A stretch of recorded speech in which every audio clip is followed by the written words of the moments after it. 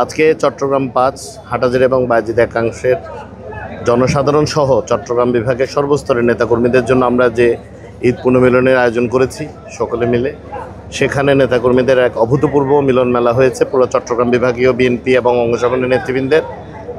আজকে এই আনন্দঘন মুহূর্তেও আমাদেরকে একটি ব্যাপার খুব মারাত্মকভাবে পীড়া দিচ্ছে, সেটা হলো গাজায়